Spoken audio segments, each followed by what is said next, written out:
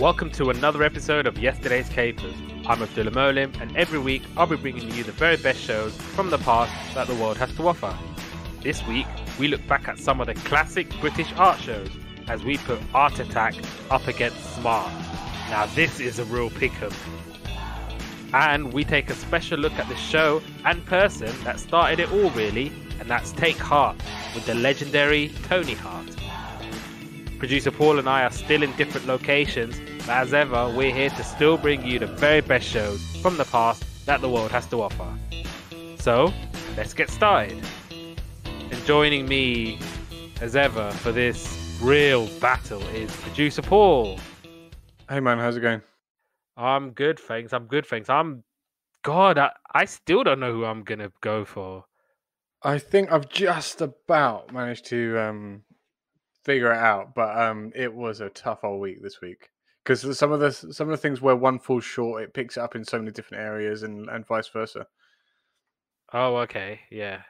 I mean, when you put it like that, I think I've got an idea too. But yeah, it's just one of those where both shows are like so vivid and iconic in my childhood. Yeah. The presenters as well, everything. I mean, with Smart, as we talk about Smart, it does have a very, very sad ending. Yeah. With Mark Spade. It's such a sad story. We'll get into that in a little bit, but I think we should start with the special and Take Heart, because I think that's the one where you kind of see where Smart got its ideas from, and even Art Attack and so on and so forth. And yeah, let's get going with that. And we're going back to February 1977 and some of the things happening in the world. US President Jimmy Carter announces US foreign aid will now consider human rights. The Congress Party of India, led by Indira Gandhi, splits with Jagjivan Ram and other senior leaders, forming Congress for Democracy, and this party later emerges with the Janata Party. The Soviet Union launches Soyuz 24 with Viktor Gorbatko and Yuri Glazkov to dock the Salyut 5 space station. In Search of Noah's Ark was in the cinemas, and probably for me anyway, for my money, one of the greatest albums of all time was released. Rumours by Fleetwood Mac. If this ain't in your top 5 albums of all time, then y'all need to go back and do your list again. You have to have Rumours by Fleetwood Mac in your top 5. And despite you not knowing sod all about music and pop culture, I can safely say that you know at least one song from this album. Let me figure out which one. Tell me a song and I'll tell you if I know it. Oh yeah, of course. That is called. Obviously, it's a Formula One theme tune from the BBC, but The Chain. Yeah, I used to have this in my playlist. Of course you did. You can go your own way. You have to know that song. Yeah, of course. Yeah. No, I actually genuinely do. I genuinely do know that song. Yeah, that's probably the most. I told you, say you know 2 songs. I mean, Secondhand News is probably my favorite. Well, I was watching a show called Blackish yesterday, and it was talking about Prince. It was talking about Prince, and almost every song, I was like, oh, I didn't know that was a Prince song. I didn't know Prince sung that. So I knew all of the songs, but I didn't know that it was Prince. Anyway. Well, there you go. I mean, see, there's a chance that everybody knows at least one song from this album. It's an absolute masterpiece. I think they were even squabbling whilst doing this album. Really? I think, yeah, they were all at loggerheads. You had, what's her name? Stevie Nicks and other people within the group. And yeah, I mean, so it's a cracking album. And like I said, if it's not in your top 5 albums of all time, then I suggest you go back and do your list again. So now we're talking about Take Heart. So this was a British children's television program all about art, presented by Tony Hart. And it featured Tony Hart and the animated plasticine character Morph, and other characters created by David Sproxton, like Smolder the Molder, which was a lump of mold which would create props by spraying them out of a spray can. And the only other human to appear was Mr. Bennett, who was the caretaker, played by Colin Bennett. And as well as demonstrating small-scale projects, the type that viewers might be able to do, Hart also created large-scale artworks on the TV studio floor and even used beaches and other open spaces as canvases. And you can actually view it from the camera crane, which might be a technique that other shows will end up using. And like I said, Art Attack ended up using that whole sort of concept. The theme song is the classic Left Bank 2, composed by Wayne Hill. Classic British elevator music. Yes, it is. It's like classic elevator music. It's very nice. It's very calm and lovely to listen to. And also, a regular feature of the program was the gallery. And I've got the music on the background, Cavatina, which is like this sort of guitar, really nice melody. Honestly, I'm watching this program, I could have fallen asleep on so many different occasions. Not because I was bored, but because it was so mellow and chill, and you're listening to all the music and the way Tony Hart is. And in an attempt to update the image of the series, Take Heart was replaced with Heartbeat. And yeah, that he wanted to kind of modernize and jazz up the whole art show concept, and that's where Heartbeat came from. And I think Kirsten O'Brien co-hosted with Tony Hart, and as you will know, Kirsten O'Brien was one of the presenters of Smart. And although Tony Hart is given the credit for Morph and being on the show with him, Morph was actually created by a very young David Sproxton and Peter Lord, and the pair formed Aardman Animations, and their famous creation was Wallace and Gromit. Oh, you actually know this one. You're on the ball today. Yeah, I think Aardman Productions. I actually I got into like kind of studying them a little bit. Back in, I think it was when Chicken Run came out. And yeah, obviously, I think everyone's got to be a fan of. It's even if it's the three shorts, Wrong Trousers, Grand Day Out, and A Close Shave. Not in. It's the wrong trousers, Gromit. I think my favorite. More cheese, Gromit. My favorite is definitely A Grand Day Out. That's like 100% my favorite. That's the moon one, isn't it? Yeah. Oh, good stuff. Good stuff. And on Take Heart, apparently, like the crew said that Tony gave him the scope to include more items, and Tony was a really professional. He never complained, and he was very laid back, and he was even like at times, like we'll talk about it when we're talking about our sort of opinions, is that he's very laid back. He's very chill. It's all like, hello, everybody, and welcome to... I mean, he's not like that mellow and grooved out, but he's very chilled and laid back. And the co-creator of Morph, Peter Lord, said about Tony Hart, and I quote, "Tony Hart was a terrific artist, skillful, fluent, and endlessly inventive. Endlessly, I can't even speak. He could draw and paint beautifully and had a natural, elegant sense of composition and design, but I think of him primarily as a communicator. What an inspirational career he had in TV, effortlessly encouraging young people to express themselves in every sort of visual medium. The different techniques he demonstrated were varied, surprising, and delightful. And through the gallery, he even established a dialogue with his viewers and their work. In person, he was amazingly modest about his talent and his achievements, and that TV manner, gentlemanly, kindly, and polite, was absolutely genuine and a reflection of the man."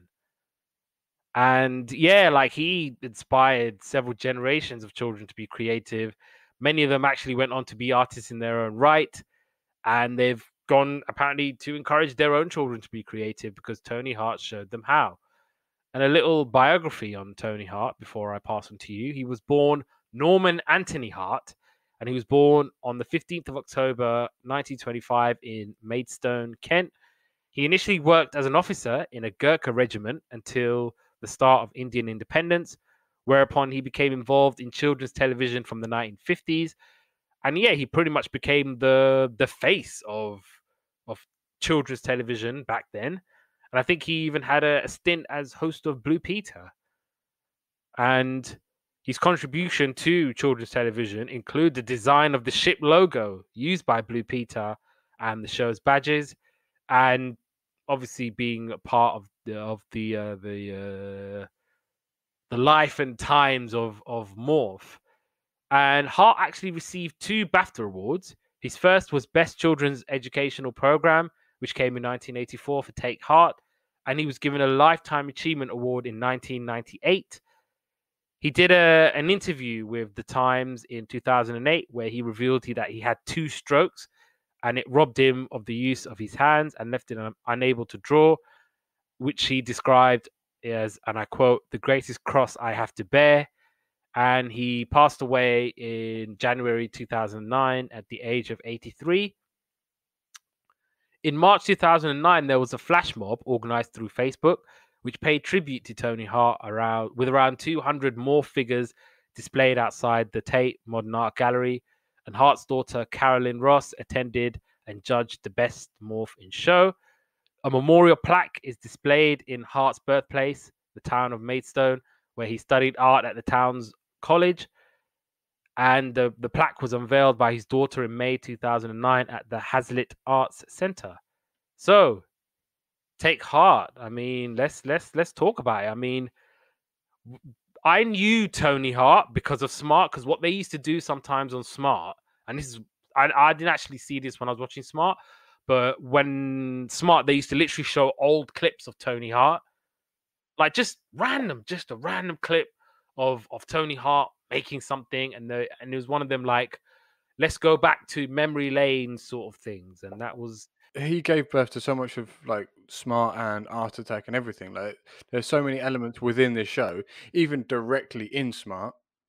They use a lot of the elements from this show, and in Art Attack they copied a few as well. So I think like it's absolutely amazingly impressive like CV he's got going on. Yeah. I mean, like I said, he was so laid back and he barely spoke when he was doing the drawings, which I noticed a lot. Yeah, one of my notes was it's hypnotic. One thing I noticed about this show is that they chucked in an animation wherever they could. They loved a bit of an animation, whether it's him throwing something off a table and it turning into something, a little animation, or some sort of morph coming up and getting into mischief, or whatever it was. They loved a bit of an animation, and I think it might have just been to wake people up. Yeah, I think, but it did the opposite because there's music that's really hypnotic, and him just saying like every now and then he'd be like, "I'm just going to put these on here."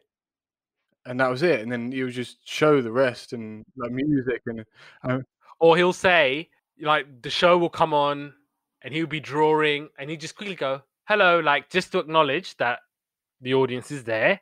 Just say a quick hello, really soft, just like hello, and then he would just like be silent and hypnotic music as well. I was like, I know, and then but like I said, like the gallery music, there's so much times where I nearly fell asleep just on that gallery music. Can we talk about the gallery now, or do you want to do that later?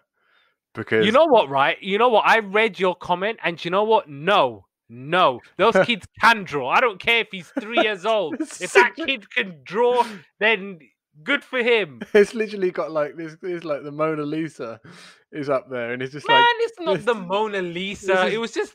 And also, have you ever heard of tracing paper? George, did that occur to you that he could have traced it? That was not tracing. I've seen some of the pictures on there. Honestly, were like incredible. Yeah, and they did it. What, a 6-year-old and an 8-year-old? Yes, a 6-year-old. I knew a 6-year-old in my class who was amazing at art. I just don't understand how like they can't. There was a girl, Gertrude. Tie their shoelaces. Gertrude in my class. She was amazing at art. Yo, shout out to Gertrude wherever you may be in life. Yeah, you were an amazing drawer. I smell a fish. No, I'm telling you, there were kids who were amazing at drawing. I don't know why you have to be so cynical. Not everyone who's like, I don't know, fully grown teenager who can hold a pencil up properly can draw No, a the thing is, masterpiece. I've written on my notes as well is I genuinely think art, drawing and painting and things like that is something that you cannot teach. Like you can teach techniques and like, how to Yeah, that's improve, true. but you've either got it or you haven't. Like my And go on. I don't got it. I don't got it. Basically, I was yeah, science and art were my two worst subjects in school. I can't draw to save my life. I can't either. My thing is, my sister and my dad can. They're incredible artists, both of them. But I struggle. I really struggle. I Yeah. used to hate art, man. I'd be like to the teacher, just give me my D and let's be over with. Okay, shoot. Just tell me what I need to do for the bare minimum. And they'd be like, just don't color over the lines and Yeah. you might scrape a pass. The thing, Okay, I'll take that. the Thank thing you is, very much. no one told you that it's like it's a like a real talent thing. It's not like It is a you talent r- thing. you can't teach it. You really cannot teach someone to be able to draw well, or it's like teaching someone to have good handwriting. You can teach them to adjust it slightly, but your handwriting is your handwriting. Ah, don't get me started on handwriting, yo. I had to write in pencil until I was in year 6 because my handwriting was that bad. Well, I had to do my handwriting SATs exam again because the teacher Really? was like, no. She goes, you gonna fail. Like, it's gonna bring down your whole English grade because it's like, you're doing so well. You're on the level, like level 4, I think back in year 6 was the level that level 3 was the level everybody needs to be getting at Yeah. that point in their development. And I was on like sort of 3 going on to 4, and she was like, we're gonna run this test back again. We're gonna run it back. We about to run it back. Here you go. And I remember like I took the whole day just to write this passage. Really? Took me like until after school. Like I had to literally sit there and be like, right, I'm not going to fail. I'm going to like my handwriting is notoriously bad. Like my parents used to give me stick every day for my handwriting. Like I was like, thank God we can do homework on computers now, because can't be typing this stuff up. And as well as the him being silent and then not talking too much, there was lots of one criticism that I will say was that there was so many silent moments from scene to scene or from shot to shot where he's literally walking from one place to another and it's just silent. I remember like producers used to tell me there can never be silent, or if they're silent, it's like a second. And also silence is like a very powerful filmmaking technique. If you want something to be like drilled home and to be really poignant, use silence. Yeah, Do you know what I mean? Like I it's don't like think this is the point of that. no, exactly. So You got to be talking to people. You need to be engaging. Right. This is what you do. You get this. You get this. You do that. You do that. This is how you put it together. And that's how you make a jellied eel using paper mache and paint. There you go. That's how you're meant to be explaining it, not just the eerie silence. I did write on my notes as well that it's informative and educational and not so much the entertaining bit. Yeah, but whenever he's talking, it was informative. Yeah. It was, yeah, it was.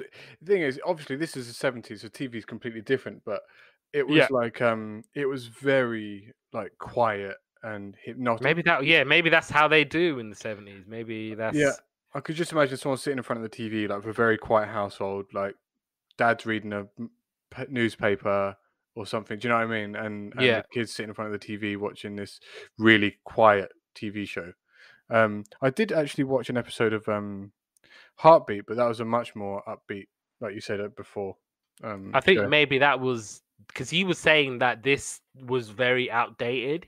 And so maybe Heartbeat was going to be the thing that kind of dragged Tony Hart and drag him into sort of modernizing his product and modernizing what he had, which was trying to explain and in many ways simplify art for many children growing up in the 70s, 80s, and I think Heartbeat ran to the 90s, didn't it?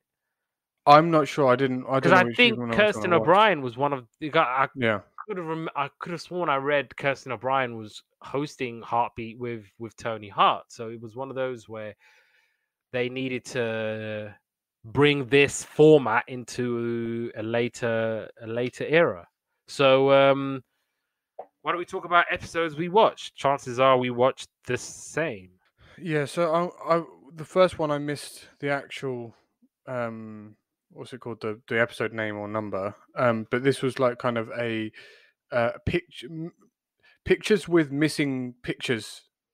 So a picture that isn't there, but it's still a picture. Yeah, So so for example, when you have like a white bit of paper, you cut it up into a shape of, I don't know, a bird or a dog, and you put it over another bit of paper, yeah, and so the so image of the so the bird appears. silhouette is kind of the picture, if you see what I Yeah, mean. yeah, Or in the specific example, there was like he'd done lines on straight lines across a wall, and when he peeled off the masking tape, there was like where the lines were, the gaps in the lines, it made a giraffe. yeah. Uh, and so, but this turns out to be, this episode was about stencils, and then I was really surprised to see Morph pop up in this episode. And he kind of just like pops up at various points in the TV show, like completely unannounced, and just causes mischief and stuff. Oh my, yeah. There was the little morph cartoon, because I think what was it? It was turning into stuff. So it was like a creature sort of thing, and they kept like sort of swapping. So I think it was like it started off as a duck, and so Morph turns in. No, it was a chicken, and then Morph dwarfs into a chicken, and so that chicken turns into a fox, and Morph gets scared, and you know what that fox turns, and you know what Morph turns into? He turns into a gun. I was like, what the hell? And then the fox is like, ah, and then I think Morph turns into a dog, and then they go back to normal. But the bit where he turns from the chicken into a gun, Genius, absolute. I think it's oh, that's this is that's not genius. That is cynical. But then fox hunting back in '77 or whenever this came out was very much a feature of British society, wasn't it? and to be honest, let's not forget. This is the BBC. These aren't. This isn't like Channel 4 or anything like that. This is like uh, upper class people that at the BBC in the top end, and also let's you know he's quite a well-to-do gentleman, is Tony Hart, so he probably doesn't see much wrong with fox hunting and the Well, like. I don't think anybody did. Yeah, I know, but he was Hell, still they didn't think there was anything wrong with fox hunting back in the two. I mean, when did fox hunting disappear? In 2005, wasn't it? early 2000s. Yeah, So yeah, that very much another 30 years almost passed after that was aired until they decided to get rid of it. But yeah, I mean, it was very much like very much a thing. I remember Animals of Farthingwood. They run into a fox hunter. oh yeah, I yeah. think Fox, and that's where he meets Vixen in Animals of Farthingwood. So yeah, it was. I ain't saying it didn't exist, because it existed, and I'm watching that. I mean, I'm like, ah, what the hell? But that's me coming in 2020. Maybe if I watched this back in 97 or 98, I would have thought, that's so funny. Look at that stupid fox. It's still funny though, even though it's still a bit funny, I think, isn't it? It's got to be a little bit funny. I've got my hands in the air. I don't know. So carrying on for this episode, Oh, one thing. sorry. There was a really cool mural of Che Guevara Hmm. that your man was kind of doing outside of the building, whatever. And what else? I got a angry toaster pic. Angry Toaster. I don't know where the angry toaster came from, but This is the same episode we watched, right? yeah. This is the same one that we're talking about. And yeah, our angry toaster pic, very good. So it must have been. Yeah, that Amazing. was from a gallery. That was Was that from Italy? yeah, yeah. So a child did that supposedly. Look, Um, please, all right. Stop hating on the kids, all right. I We do think this podcast for the kids, all right. I'll stop hating on the. I'm gonna stop hating on the kids when we get to Art Attack, and maybe some of Smart, and then you realise what 6-year-olds can do and what 6-year-olds can't do, and more to the point, what 6-year-olds can draw, okay. 6-year-old parents. 6-year-olds can draw, okay. Right. So 6 year, I could draw, not very well, mind you, but I could pick up a pen and pencil and draw. yeah, but the thing is, these are masterpieces. You're talking? No, they weren't. They weren't all that. There was one that I sent you that was like absolutely pristine. I didn't stop going out the edges I'm until I gonna was have at a least look. 30. That's you, dog. That's you.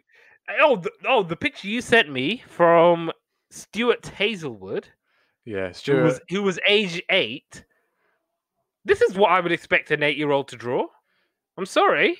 Nah, An 8-year-old, yeah. I mean, first of all, you're making that up like as if this is some Vincent van but look Gogh at kind of ish. Elizabeth Mark or Elizabeth Marley or whatever her Where? name is on above the one above it. Well, the kaleidoscope. Yeah. You literally, what you do with that is you get a design of that, you put a bit of paper on it, you rip it up, and then you get the kaleidoscope effect. You don't draw this.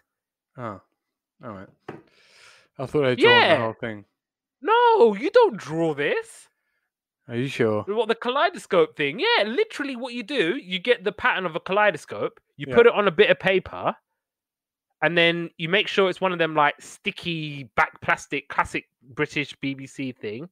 Yeah. You rip it off, and then you get the kaleidoscope design on paper. Okay. That's a little bit more believable. But the thing is, if Stuart Hazelwood, and if he manages to bump into this podcast, please get in touch. Oh, please do, Stuart Hazelwood. you He's probably draw- like an old man now, isn't he? There's a winter. So this is a winter scene. It's snowing and there's like kind of trees in the background. Now the car, there's a van in the picture. Yeah, an 8-year-old could have done that. There's a house thing in the background. An 8-year-old could have done that. But the trees and the snow and everything else is just incredible detail. What are you talking about? It's not incredible details. My man probably just got a bit of white paint, covered it with some little grey paint. The trees, you just draw lines. Honestly, I couldn't do this now. Yeah, but some people can. Like you said, you either born with it and you ain't. And it appears that Stuart was born with it. All right, I'm going to see if I can look up Stuart Hazelwood and ask him. He doesn't exist, all right? This ain't some yellow pages and whatnot. We ain't got time to be looking up no Stuart. Right, okay, let me see if there's any more for this episode. No, Mural of Che Guevara, and that was I was gonna say this show was very well paced. Yeah. This show was very well paced. It wasn't one of those slow things. For the 1970s, this was very, very well paced, I have to say. The time kind of flowed and it went with the show. I mean, like I said, put me to sleep a couple times. I felt like I was in a trance with the gallery music, and you know what? Not even just gallery music. When he's like doing a little painting, they'll play like this nice, serene music in the background. It feels like I'm, I don't know, on a hammock lying in the beach somewhere, and I'm about to fall asleep. And right, what was the second episode? So I watched one. Oh, okay, so series 3, episode 5 was my next one. It must have been the same one then. Bubbles. Yes. Yeah. I was gonna say, did you watch this with your son? I know he's a big fan of the Bubbas. Bubbies. No, I didn't watch it with him actually. Yeah, should have. He would have loved the Bubbles. Yeah, I mean, trying to get him to concentrate for more than after that would have been a nightmare. My notes would have been even more sparse than they normally are. It's just basically objects that can fly, isn't it? Or yeah, so it turns out to be flying things, animals, kites, aeroplanes, and Morph puts feathers on his arms. Oh, okay. So he must have done something that I disagreed with, because I think he threw something on. Oh yeah, he was doing all this abstract stuff where he dashes stuff, and he's like, put some triangles on a page, and I'm going to put some these on a page, and I said I've written on my notes that this is a type of art that I hate because, to be honest, that doesn't count as art. Of course it does. Nah, man. Drawing a picture that looks like something else is art, but throwing something on a page and saying "there you go" does not count. No, but it depends what you're trying to achieve. Nah, there has to be some effort When involved. he got it on the big paper, you're telling me that wasn't art? No, it still doesn't count. It's not. It's What? not good enough. He literally had a guy flying a kite. You had the trees. You had the sunset. You had the grass. You had it all. I could see something in the picture. Art for me is what I see in front of me. Was that when he used the sawdust? No. Oh, it must have been on Heartbeat then. No, because art is what you see in front of you. It's what you see. And when he did the big thing, like, okay, I can get to an extent. I don't, but I can understand you saying, oh, throwing a couple of triangles and then putting a frame and saying, ta-da! Okay, that doesn't necessarily work out. But when he got it onto the big thing, what do you want? It was literally a guy flying his kite. You had the tree. You had the nice sky. You had the green grass. What more do you want? If you'd have submitted that as an art project at school, they would have told you to go away and do it again. Depends on what the art project is, though. If it is abstract art in that sense, I will literally get a triangle, put it in a frame, have a nice little thing. There you go. Pyramids. Yeah, I just don't. I think there has to be some effort, man. Like I think, okay, so like you said, There was a tremendous amount of effort.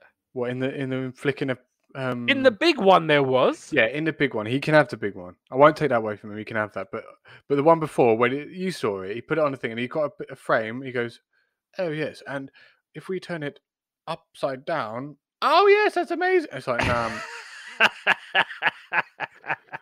Why are you hating for? I'm hating because it's like, this is. It's a perfectly good picture. The thing is, obviously, art is subjective, and there's many different forms and this and that and the other. But I just don't think that you should draw a line, and this be like, that's not art. That's making a mess now. And I see what you did there. You should clean it up. So draw a line under it. Draw a line under it. The best bit of this episode was by far Morph when he was playing around in his aeroplane, and then Mr. Bennett walks in. I think, right? Mr. Bennett walk in here, and he doesn't call him Morph. He's like Moss or something. Yeah, and then the thing is, then Tony is really dismissive and rude to Mr. Bennett, and I thought, he's a caretaker, isn't he? But he was literally like boying him off. I was like, oh. I'll throw you out the window when the aeroplane's gone if you talk to me like that. Yeah, but I think that's again, that was the way of the world in the 70s and 80s. Didn't really understand the point of it. I didn't understand the point of Mr. Bennett. Yeah, because they made a mobile and he was really rude to him, I thought, and I was like, I wouldn't put up with that. And then Morph made a rocket and crashed it into the ceiling. That was the last episode of that I watched, but I did watch a Heartbeat. Hang on. Yeah, so he's making pictures using the pattern. So he's getting sticks, he's getting a bit of paper. I wrote, a lot of silent moments from scene to scene. And the feather design, I thought that was really, really cool. Oh yeah, actually that was quite cool. Where he's getting the paper and he's doing the little flick around the paper. Yeah, I thought that was really, really cool. Yeah, see, like techniques like that, when you're actually teaching techniques is really cool. Like, because that's something as an artist that you might not be able to figure out on your own. But yeah, so that sort of stuff's really, really decent. I remember when my dad was teaching me, he was painting a picture of a river that was local to us. My nan's still got this framed in her house, but when he was drawing the trees, he was just dabbing the page, and he was dabbing the leaves on, and I remember him saying, "Shh, don't tell anyone," and he's just like kind of cheating. Good stuff. So, do you want to talk about the Heartbeat episode that you watched? Yeah, so this was by far more energetic. There was more life physically because there was two other women that were in this particular episode. I didn't find out who they were. And they're painting a door when they walk in, and that was just kind of the thing. It's kind of like very kind of like, this is where we live and this is kind of what we're doing. You're having a snapshot inside it, if you see what I mean. So then he kind of comes in and he does this little watercolor, and he kind of like makes a drawing that's like kind of like very watery, but like not just watercolor, but water like, if you see what I mean. Trying to replicate water in a picture, which was really, really, really cool. Then I put a lady. Oh, so yeah, so she was painting. Do you know the willow? I've forgotten the name. There's a Chinese willow pattern, I think it's called. And it's about a love story about a guy falls in love with a guy falls in love with a princess, and the princess's dad says you can't marry this guy. So then they run off together, and then the dad catches up with him, and they're in a tower. The dad burns a tower down, and they live as eternal loves in the sky as doves or something like that.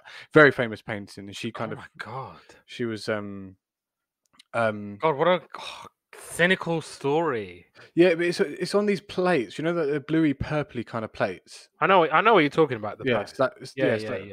but yeah, I'm quite spooked out by the story, to be honest. it was quite dark, right? Ooh. But there was so that was quite cool. So they're actually physically making them out of clay, and then a lady makes weather pictures, which is, I find it really pointless and boring. Like do you know, like the weather when you have a weather forecast, they have the pictures. She was making them. She was making those little things and sticking them on the windows, and I was like, I just didn't know why, to be honest. And then right at the end, Tony did another big art attack thing. This is obviously like the showpiece, and he did the pièce de résistance. Yeah, exactly. So he had this painted. He said it's quite funny because he said, I showed you how to do this in a previous episode, so I'm not going to do that now. So it's like this painted sawdust, and he was using it to create a giant kind of waterscape picture. So similar to the thing he did right at the beginning, he did that at the end, but just in a massive thing using other bits and pieces. This was way more entertaining and way more engaging than what's it called? Take Heart. He said Heart Attack then. But yeah, obviously this is like an evolution, and you can see that it's an evolution, and you know where it's got its ideas from. Yeah, that's it for that. Nice. So is there any last thoughts about Take Heart and Tony Hart? No, I think is one thing I would say. Like I said, the techniques that you get taught in it, I think is really cool. But you can see very clearly how this gave birth to a whole like kind of new genre of shows. Yeah. And I think really that's incredible. Yeah, and I think Tony Hart, he's an OG, man. He's like a legend. Like legend is thrown about all the time, but he is like a legend. So yeah, man, like shout out to the show, and shout out Tony Hart.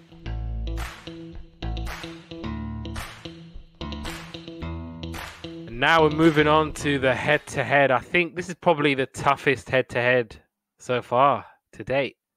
It's very, very tough. Really, really, like I can't remember really deliberating and mulling over and changing my mind.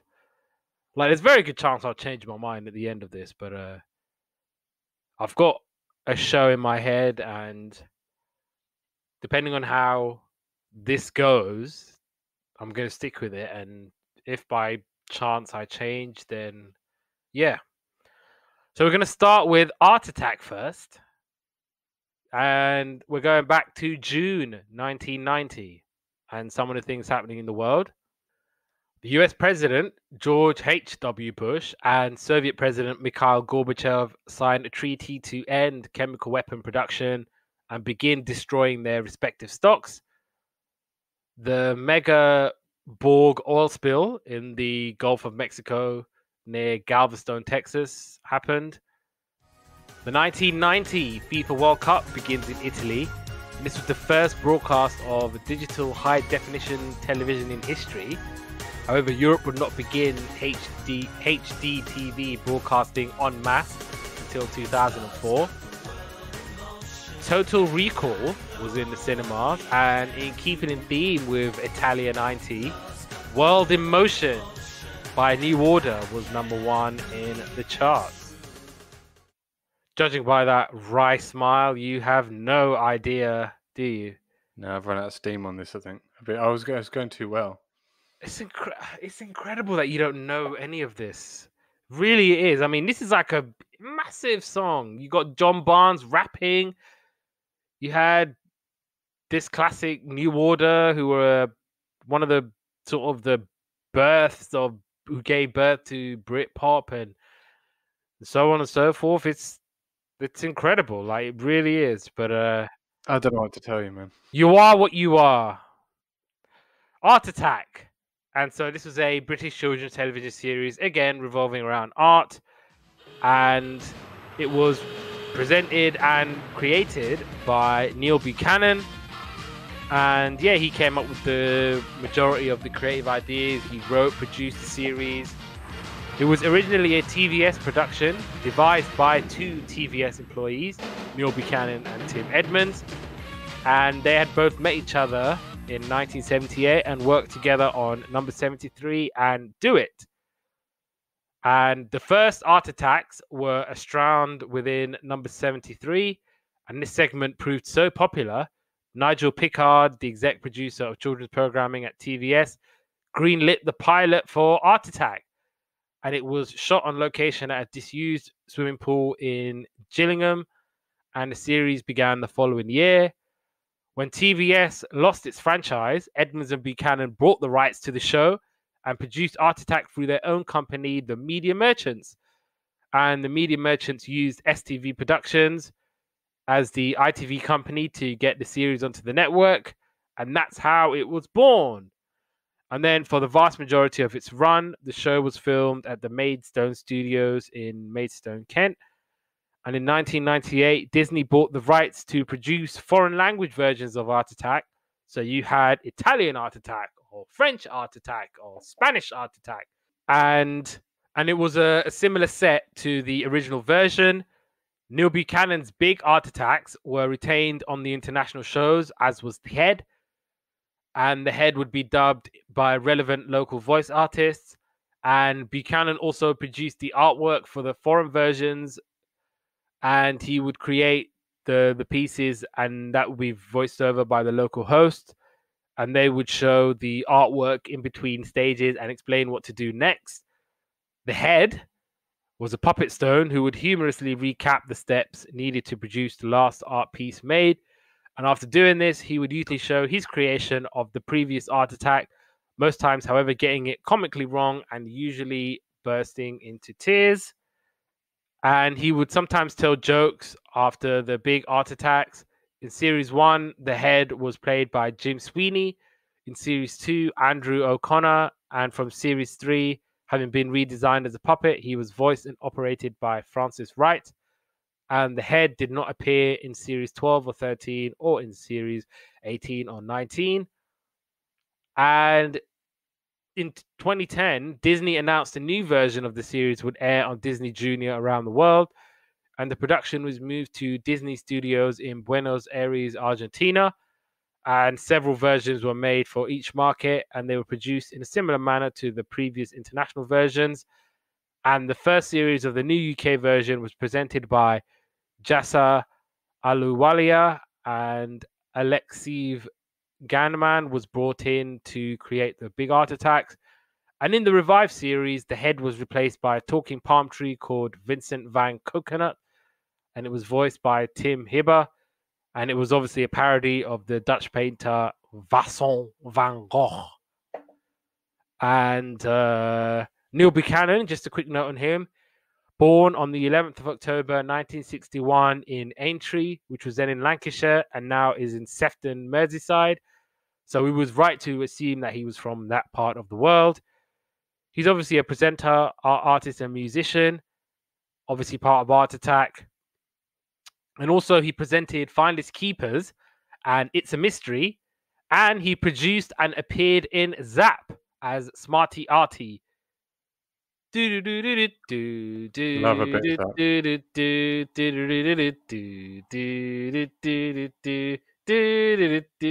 Who is the? What's the name of the girl? There's one that was getting a.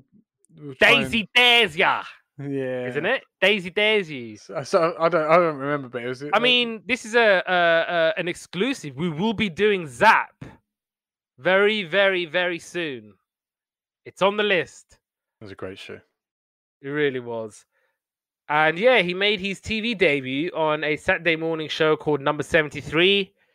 And he was also in a heavy metal rock band called Marseille, which was formed in 1976. And they were part of a new wave of British heavy metal scene music. And they released 4 albums and 6 singles. And in 2000, Britt Allcroft purchased the rights to the series from Neil Buchanan, the series being Art Attack, in a £14 million transaction. He's loaded!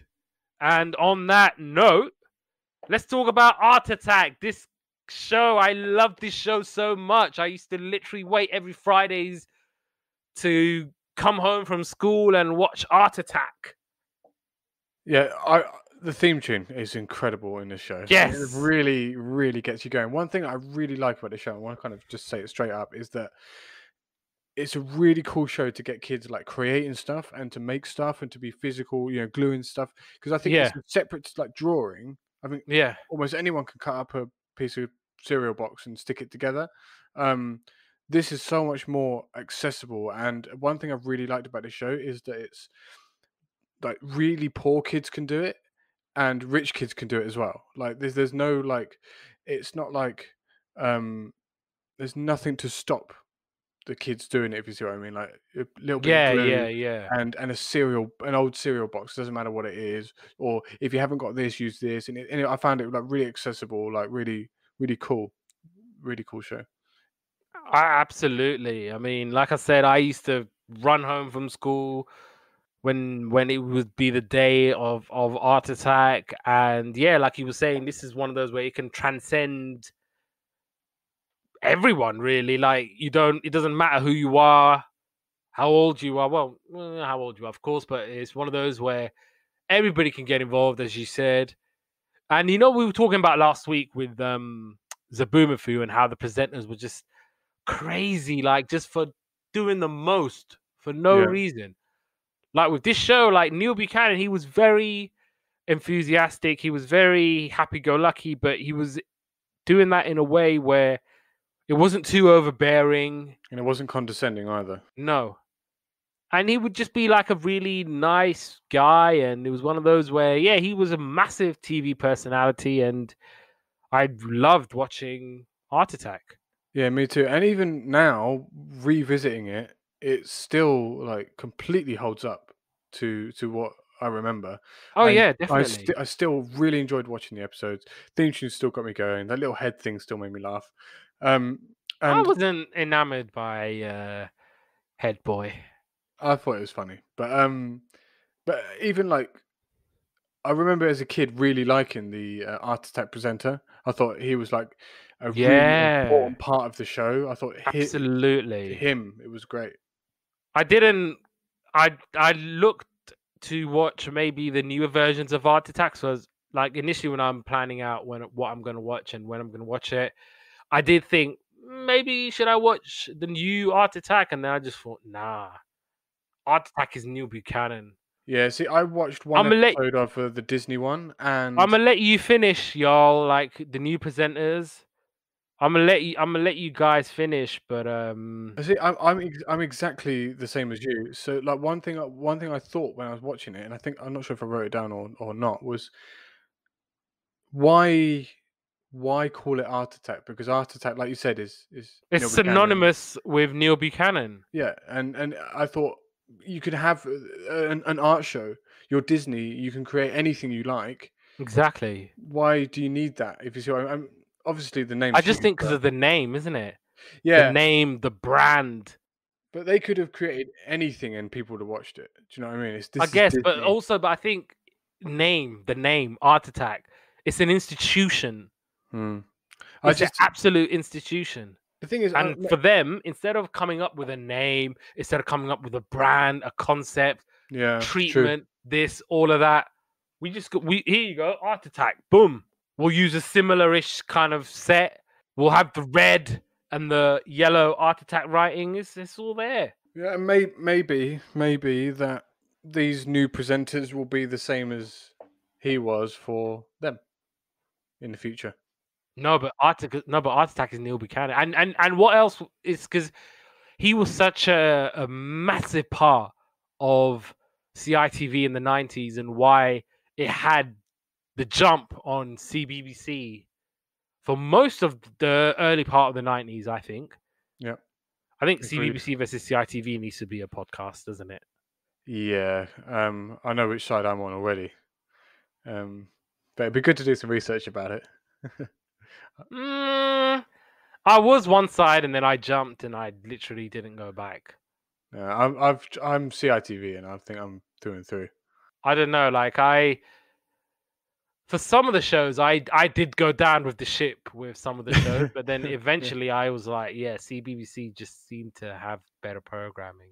But and this is when I was starting to get into Grange Hill and things like that, and that was See, I never watched those as a kid. Never watched Grange Hill or anything like that. Didn't watch Blue Peter. Didn't watch Newsround. So what? What do you mean you didn't watch Grange Hill? Never watched it. Never watched it. Even a single episode of when I was a kid. What the hell are you watching then?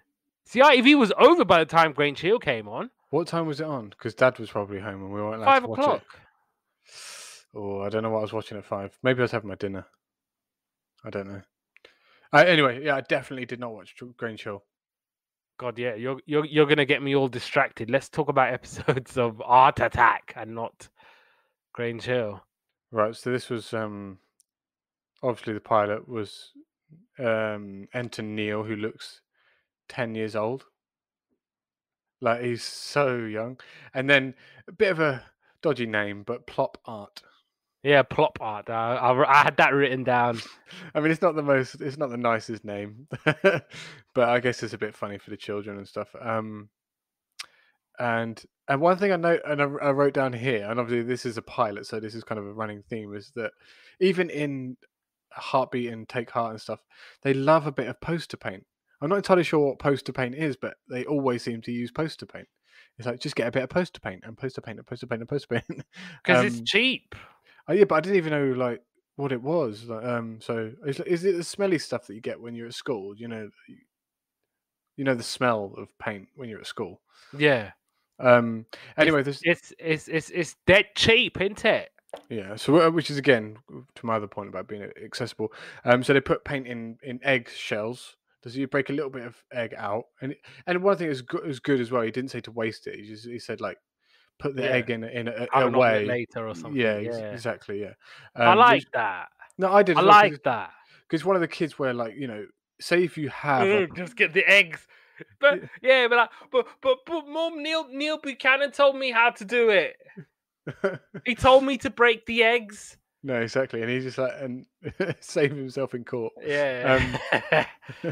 But then so they put the paint in the egg, throw the egg on the floor, it makes a splash, and then they put it in I guess it was a water balloon, was it, or an actual balloon, or whatever it was, from a crane, way up in a crane. That was so cool. I mean, imagine filming that. It's like, guys, there's a crane outside. Go and just have a word with him and see if we can use it. I bet it was like one of those ad hoc things that they didn't plan. You think?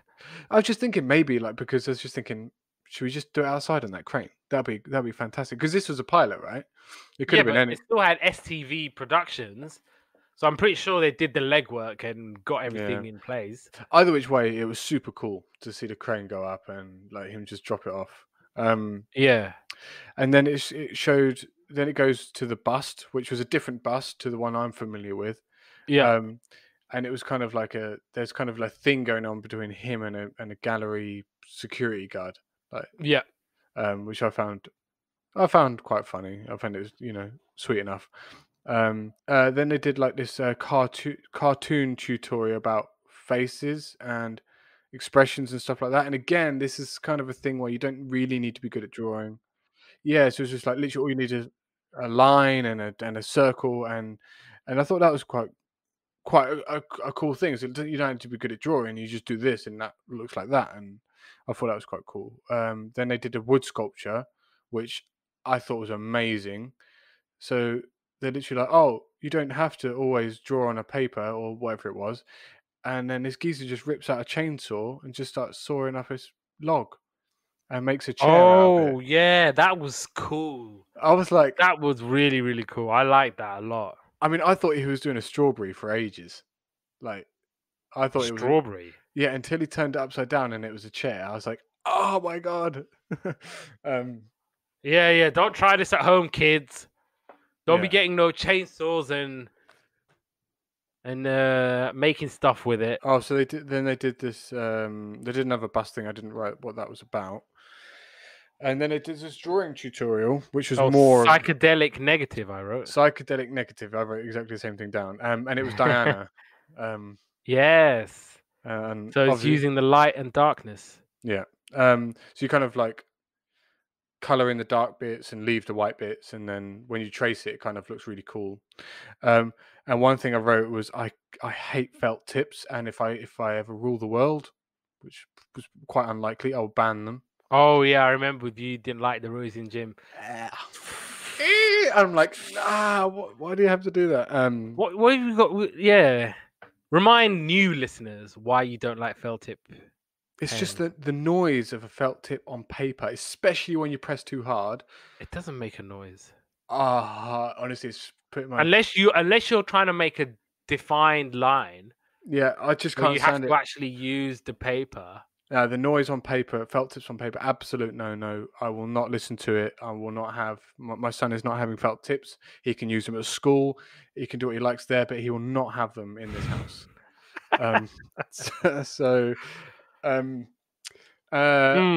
What shall I get?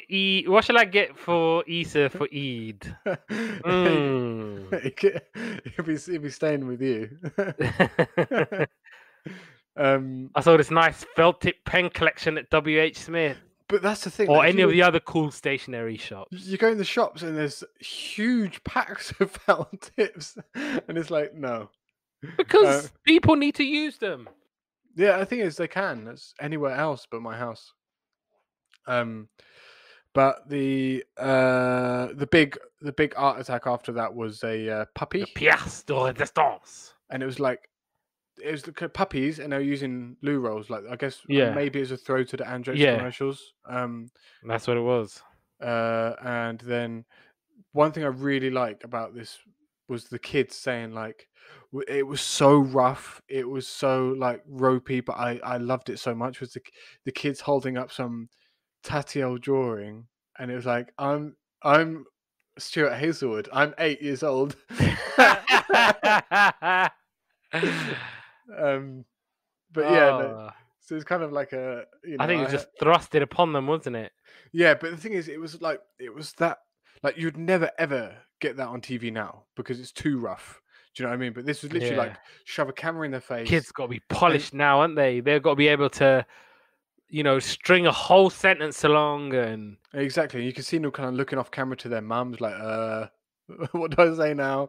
And you can see almost hear someone say, "What's your name?" But anyway, so it's just like a really kind of honest, sweet moment. Never ask kids closed questions. Yeah, because they would just give you one-word answers. What's your name, John? What else? Yeah, I think that was all it, wasn't it? Oh yeah, they were making moving art pictures. No, sorry, that's the wrong episode. Oh, cardboards. And putting them together to make slot heads. I think one of the kids did that, and so he demonstrated how to do that. Really successful part. I didn't know that it was shot in a swimming pool. I was quite surprised. Like an old abandoned swimming pool, like you said. I was really surprised. In Gillingham.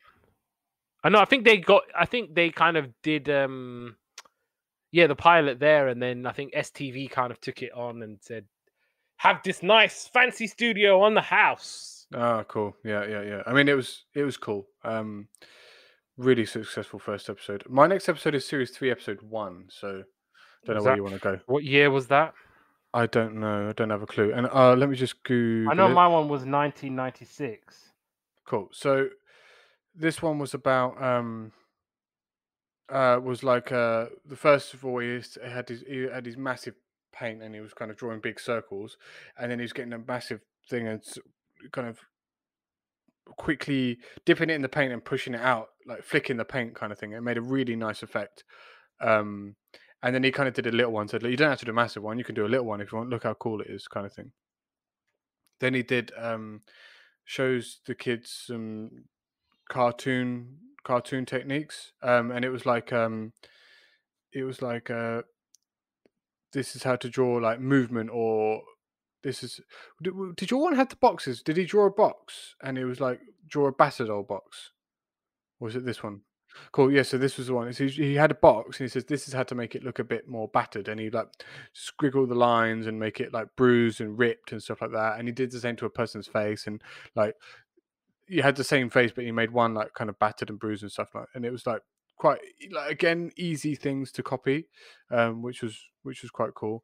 And then the big art attack was he had it kind of did this play thing where security guard left big box of cash, and he used the cash to make a massive thing of the Queen's face, which was really, really cool. Actually, I really liked it. And then they did some printings, and they were kind of like you can print with anything. So like get a piece of like a potato, use potato, dip it in paint, and have that. And then they had bread. Even they used like had a bit of bread that they were dipping in paint and then putting on a picture. And then they right at the end they had this massive print thing, and they made like a. It was kind of like the missing pictures prints, and then lifted it up, and it was like a trees and palm trees and stuff. And that's all the notes I've got for that one. I did watch another one, but the only thing I can remember about it was because I didn't write notes for it. Was there was a big There's a skiing art attack. Big art attack was like some skiers, and that's all I can remember. Cool. So I watched an episode from 1996 because I wanted to try and watch episodes that I remember watching as a kid, so from around this era. So yeah, so the first thing he's doing, he's making a sponge frame. And I love how he has pictures of, let's see if you know these people. Linford Christie, Yeah, sprinter, Anthea Turner. singer. No. No, she's the Blue Peter presenter, the one that blew up in the in the truck. She's What? it's a really famous video of her sitting on the end of a truck presenting live, and it was supposed to be like an explosion and a guy in a motorbike's coming out, and it blew up and it caught her hair on fire and stuff. Huh? Google it. It's like a really. We had to watch it as part of our health and safety for cameramen video. Damn. And here's me thinking you wouldn't even know, and there you go. You knew Anthea Turner and you had some kind of story. I think yeah, she was probably the celebrity of the day, which is why he had a picture of her. And yeah, I think he was doing something, and then he was like, "Oh, in my motto is if in doubt, get someone else to do it." And interestingly, the big art attack was kind of put into the middle of the show, and as opposed to right at the end, which I thought was an interesting tactic. Yeah, and so this one, there was a warehouse, and yeah, he's basically building a pyramid and a sphinx because I think the boxes says export from Egypt. So he's like, oh, okay, I'm gonna make a pyramid and a sphinx, and then the talking head is like, oh, so I believe that is a pyramid. So I sphinx. That's quite funny. And yeah, the spooky art was all about making it drip. So like when you're drawing gooey monsters, so you're drawing like drips everywhere on the monster and making them look really, really scary and yeah, moving art pictures, so like making ears move and that sort of thing. And basically the kids do it, and then he's like, right, I'm gonna do it with the kids. So I watched an episode from 2002. So you can kind of tell now things are incredibly different, and yeah, you can now use computers. galleries and things like that are now on to the computers. It starts off with him doing a aluminium figurine, and the way he was saying it at the beginning in an Italian accent, going "figurino de aluminio," and I'm thinking, are you taking the mick? And it actually turns out he was genuinely saying aluminium figurine in Italian. Figurino de alumino. I think that's how you were saying it.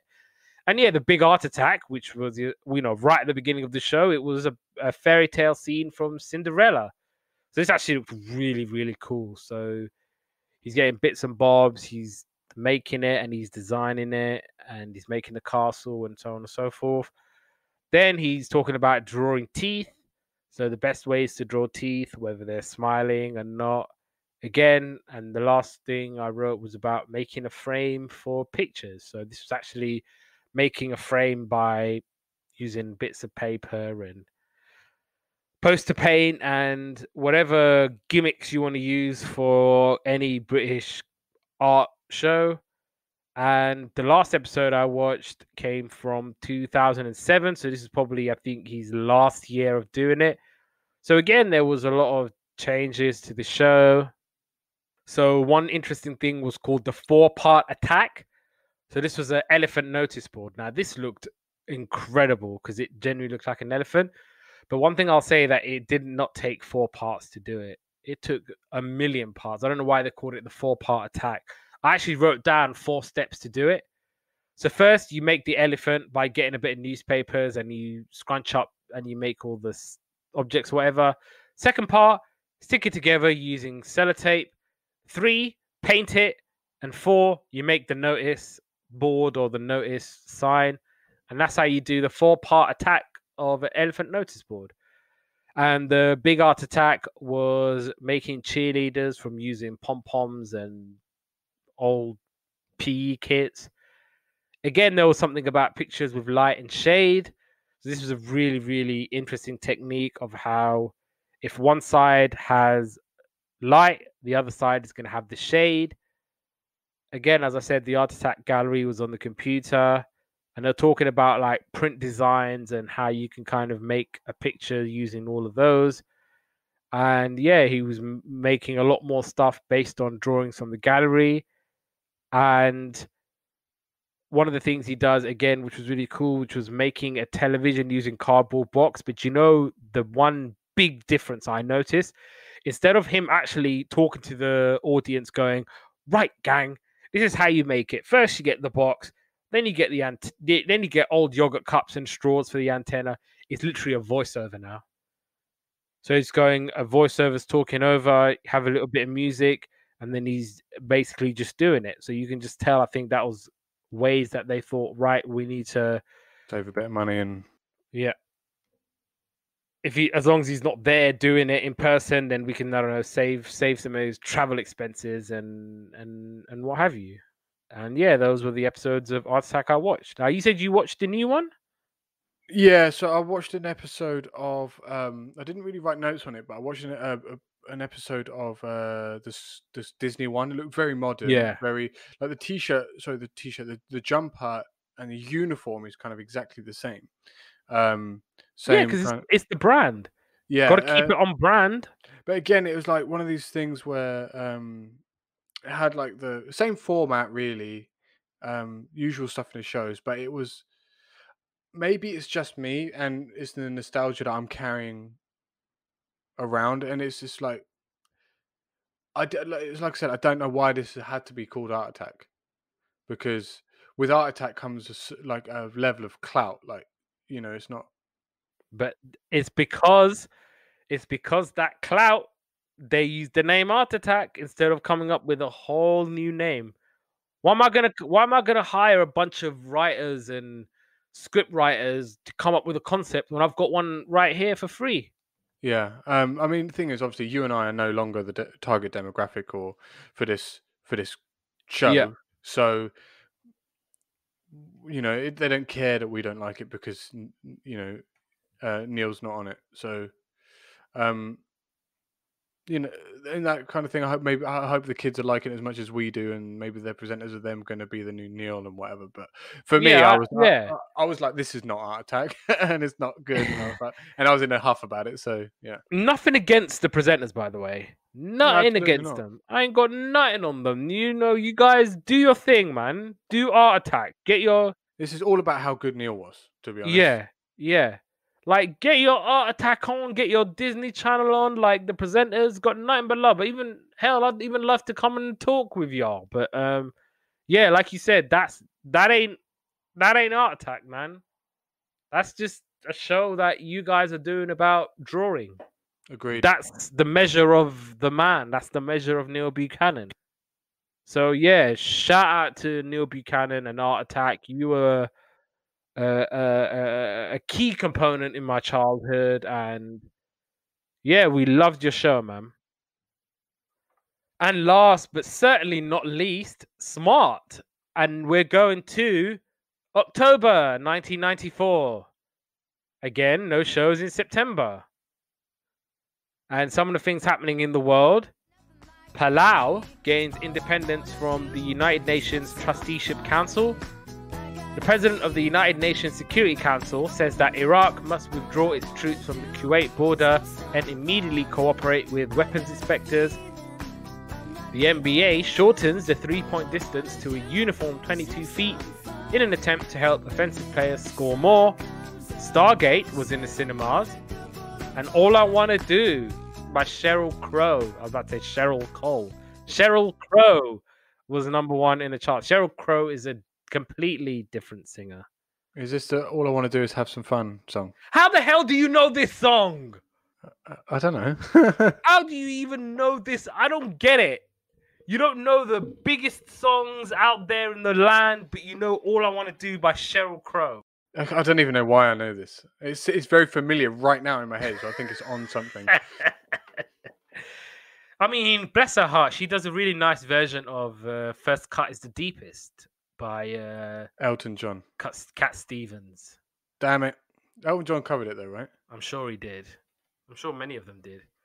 What's his name? Well. Rod Stewart. Rod Stewart has a really famous version of First Cut is the Deepest. So it's a lovely, beautiful song, that is. A shout out to Cat Stevens, or Yusuf Cat Stevens. Yusuf Islam. Well, he got paid the rent. And white folks love him some Cat Stevens. Yeah, that's so true. You got to keep that name on there, shoot. Got to pay the bills. You know, I'm telling you, white folks in Maidstone ain't going to be singing A is for Allah or Ramadan Moon.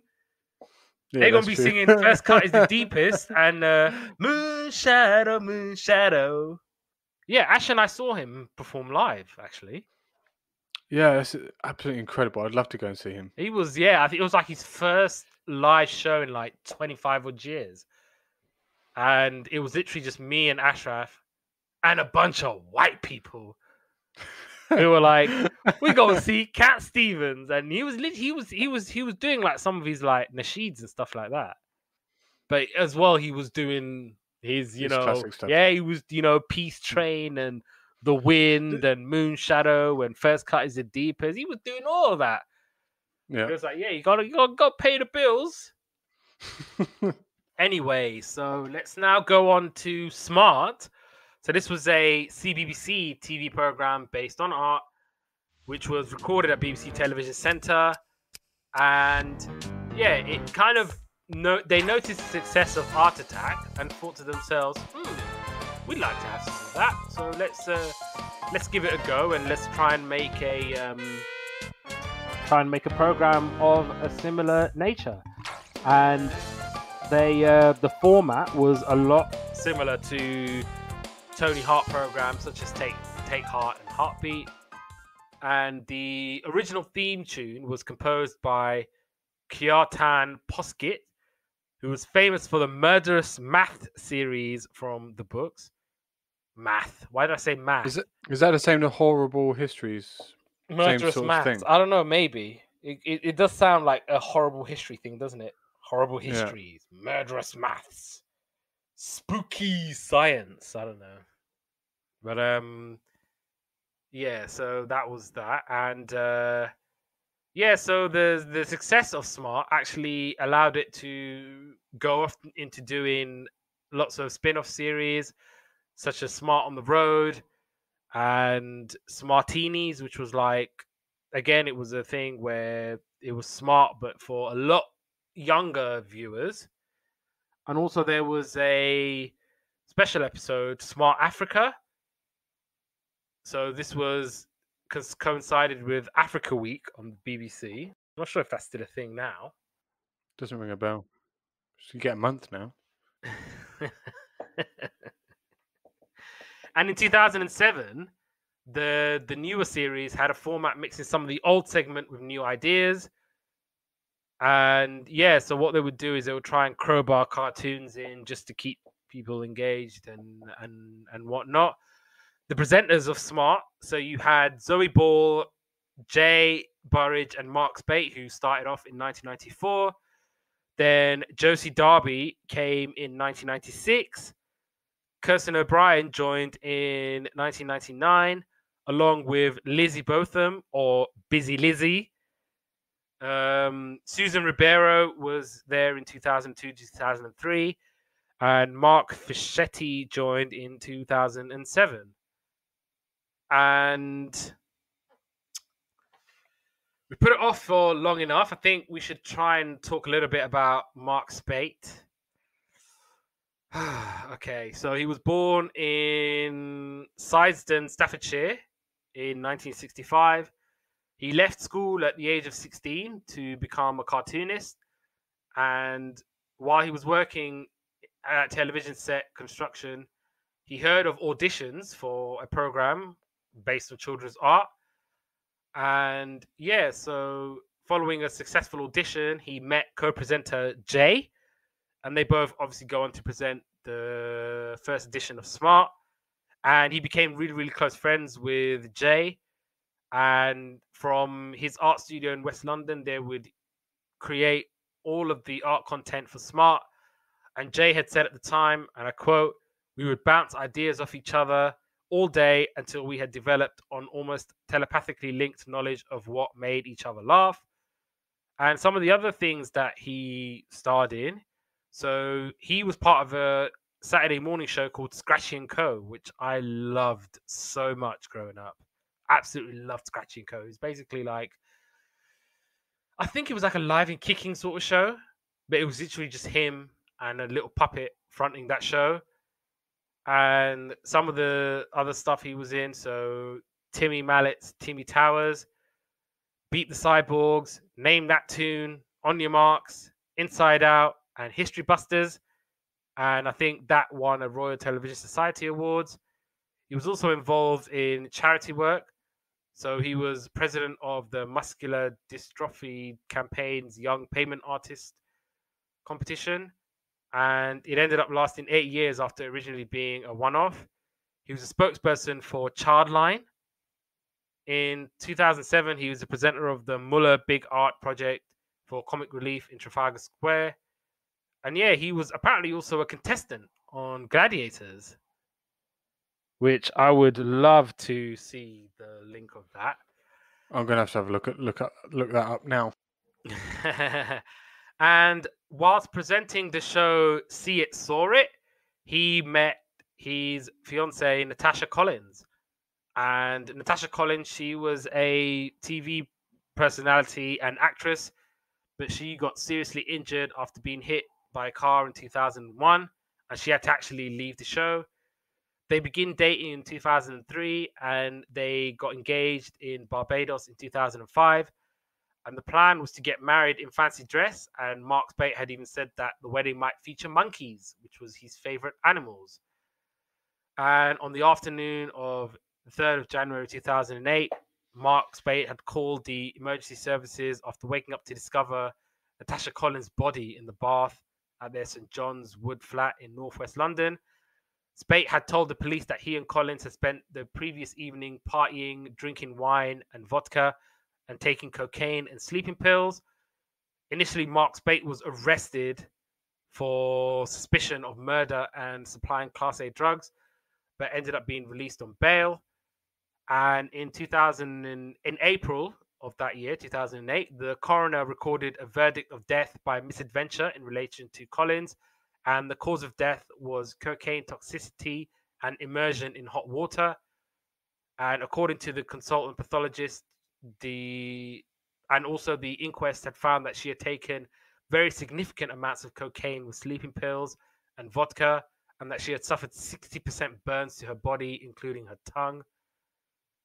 And yeah, so he was really cut up about this, like you wouldn't believe.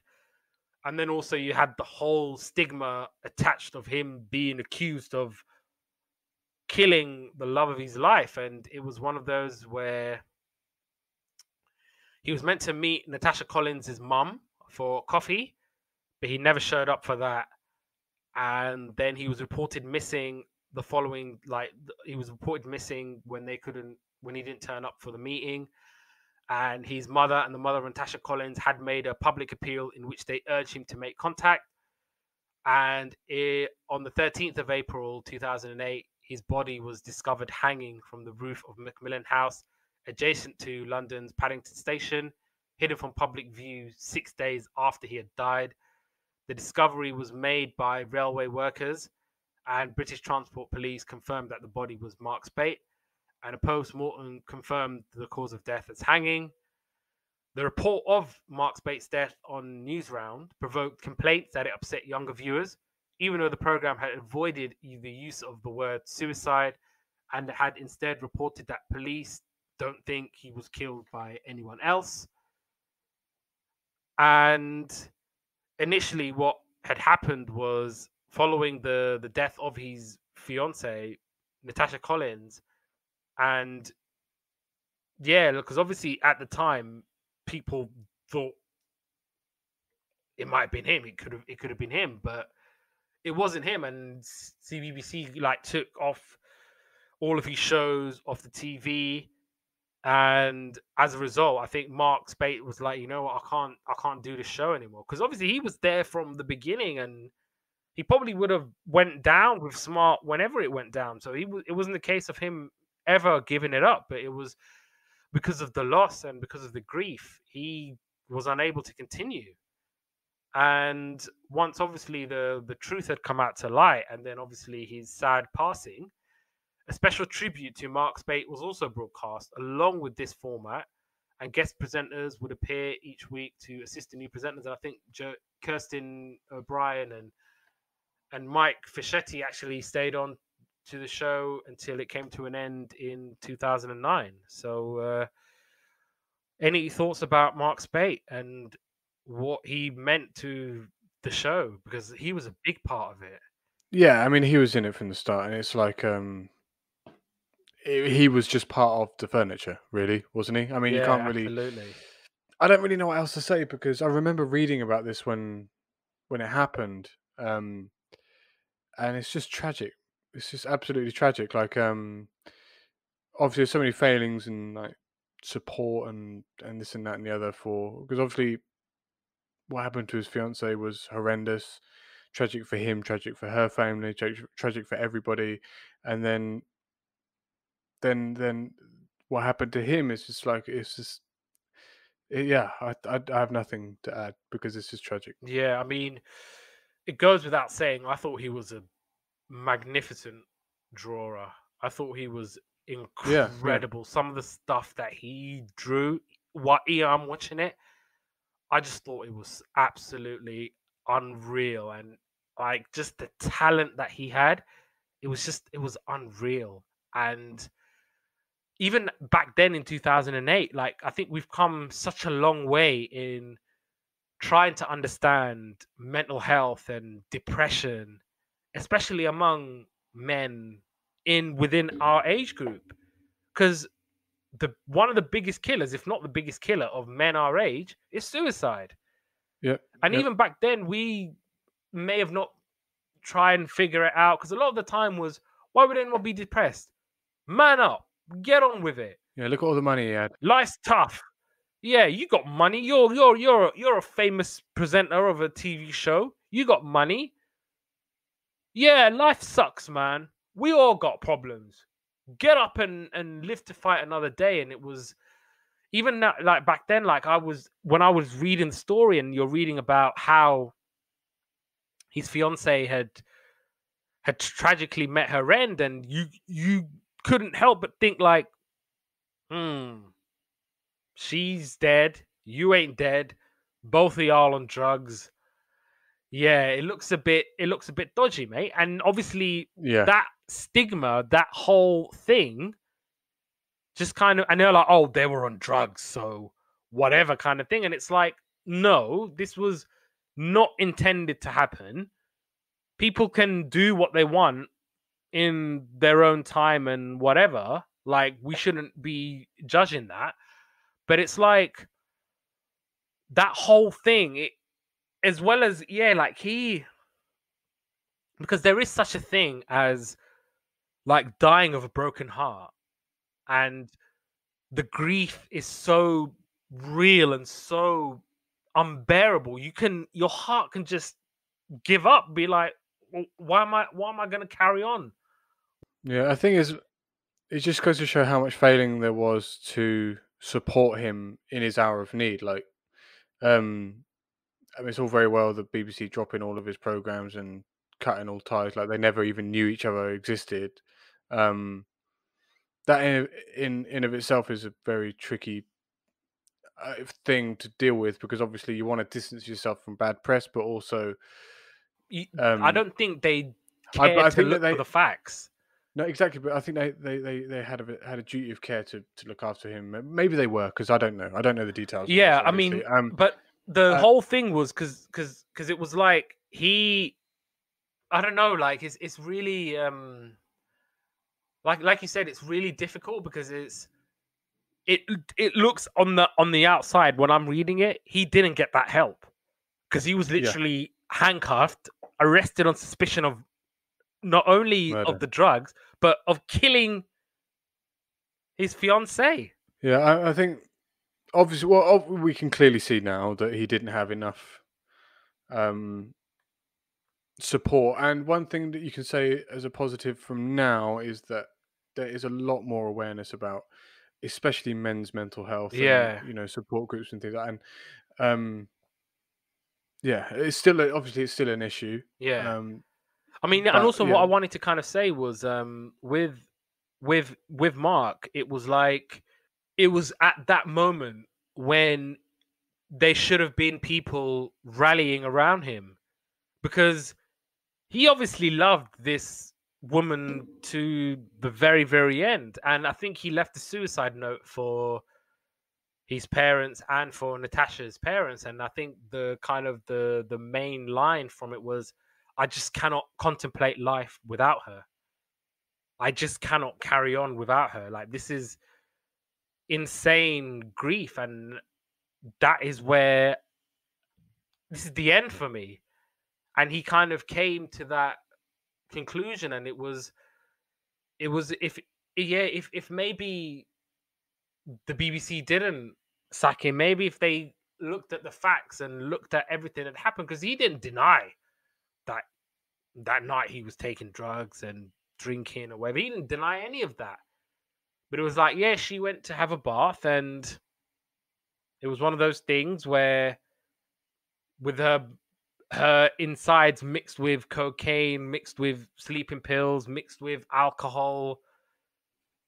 You you go didn't feel into the water was hot. water, hot water. I don't know how much your heart can take of all of that before it's like, yo, this is the end. Like, my heart can't, the heart can't, isn't equipped to deal with all of those things. And nobody necessarily put two and two together and came up with the reason as to what that could be. But yeah, that was yeah, I mean, it was one of those where I was reading all of that. It was very, very tough to read. When I was doing the research, it was very, The thing very is, tough to. it's a very hard thing, it's a very like dark thing to be talking about when we're just about to talk about all the fun things and all the great things and all the exciting things that that he did, and this show is all about. Because we want to talk about it, and we also want to be able to put it up fairly against Art Attack because in the prime they were sort of going toe to toe, but like you want to be able to do that, but obviously the overhanging thing. Yeah. I mean, we'll do our best. We'll do our best. So I'm going to town on it, so go ahead. I mean, talk about what you thought of Smart, and whether or not you were watching it as a kid. And so Smart, absolutely watching it. Like it was a great show, and I'm pretty sure it wasn't on at the same time because I remember watching both of these shows. No, yeah. Smart used to come on, I think, like at 5:00. It was one of those 5:00, and I think Art Attack was at 4:30. Yeah, so very clever timing, so that you can, you're not. Well, it's clever. Yeah, I guess it's clever because you can see the soap operas. They stop fighting with each other now. Yeah. So like, well, I'm not sure if they ever did, but I mean, obviously you've got Emmerdale, then Quarry, then EastEnders, and if you watch Hollyoaks, then that's shame before on you. all of them. So yeah. So one thing I noticed about this one was the it was geared more towards the richer kids or the not poor kids at least. And some of the things it was like super complicated. Like what they were doing, they're like, we're about to build the NASA space shuttle. or the Sistine Chapel. What you'll need is a cardboard thing. Oh, and this is one of the things that's it's kind of like on every end of an episode. It says next week you'll need these things. And Yeah. You'll need some card, a scouring pad, and an orphaned unicorns tier. and it was always like one thing that was like you that's really but at least they're giving you a little bit of time. Like you got a week, go find that stuff. But I could just imagine the thing is like growing up, if I'd have come to my parents for some of those things, like one of the things was Indian ink, Indian black ink, or something like that, and I can understand. Literally, if I'd have been like, "Mom, can I have some?" and it would have been like, "Get away from me!" Like, you can have a biro. So some of the things, yeah, like you can tell it wasn't necessarily geared towards the ultra poor kids and the ultra rich kids. There's maybe the middle ground. I mean, that's a hell of an assessment you've made because I never noticed anything about no rich kid, poor kid. See, because I noticed it in Art Attack that it was very accessible, and this one straight away watching it, I was like, this is not like for the poor kids. And I said it's a little bit more grown up than Art Attack, which I think you established earlier. Yeah. And the word that they use all the time in it is simply. You simply do this, you simply do that, and simply. So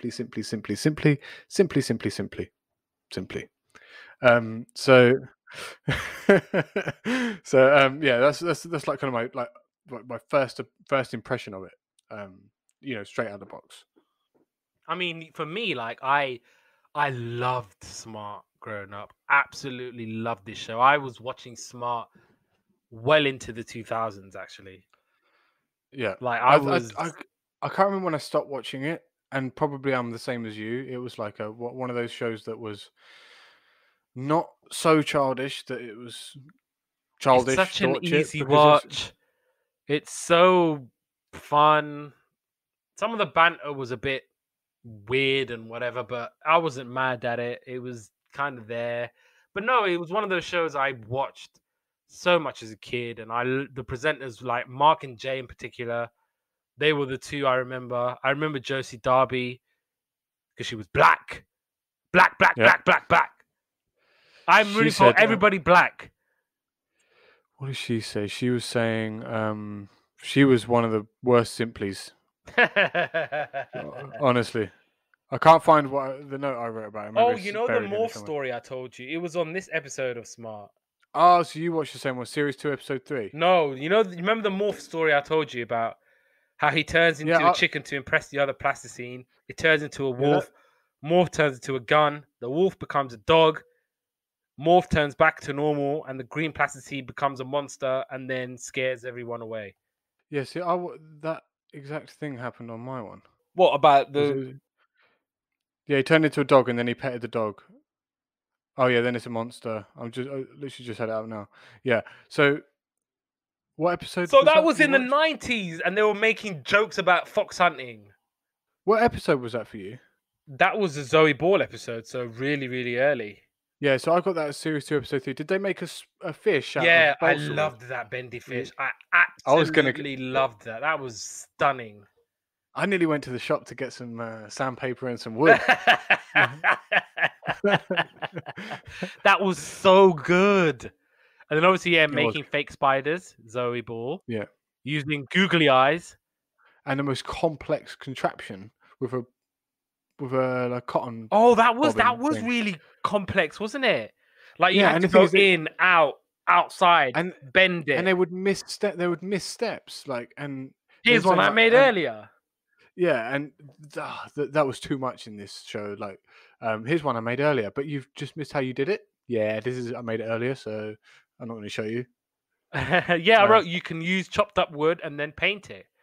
And yeah, the feature segment was an automator who would create puppets that move. they were super creepy, but so cool. Yeah, so he's doing Don Quixote.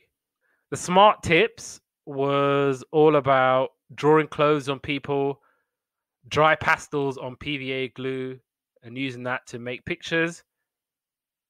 And yeah, so I think there was a variation of the kinetic art from the automator, which was a variation made by Mark. So using a cereal box, tea bag box, and then adding all the different kind of mechanics. Yeah, it made a woofing dog or a whatever. That was super cool. Like, yeah, I really enjoyed those little things, but I Yeah, do think they missed out too many steps, and it was like quite a complicated thing to do. Everything had mechanics in it. The spider had mechanics. The fish was kind of like a but at least not they had mechanical, smart but tips where they would tell you really cool things. yeah, no, agreed. And they were really cool, like really cool designs. But don't forget, this is without the internet, and if you miss the episode, if you're not writing it down, that's Yeah. it. It's game over. What was the next episode you watched? Series 3, Episode Yeah, 1. so this was Josie's episode, so we both watched this. I quite like this episode. I really did too. Some of the drawings on this was Oh, unreal.